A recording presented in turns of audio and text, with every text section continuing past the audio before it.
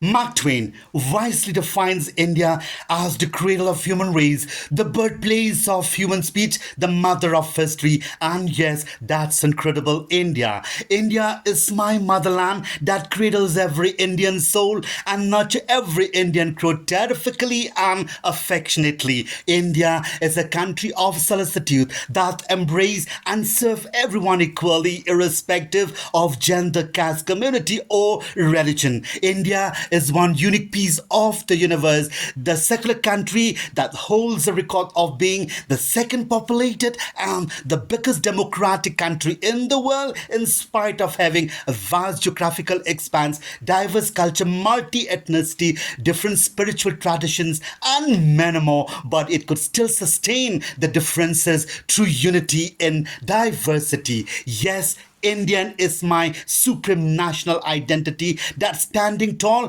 when representing my beloved mother India to the rest of the universe as the country of rich culture, heritage, and history. India is not just a country, it is a responsible nation that upholds its sovereignty and its best governance for both national and international overall interests and developments. India's achievements in different fields as a nation of immense potential and great talents make it an epitome of glory to the rest of the world. India was labeled as a prosperous nation of pride and honor for all Indians to salute its greatness no matter wherever they are, be it north, east, south, west. Ladies and gentlemen, that's what India means to me. Jai Hind.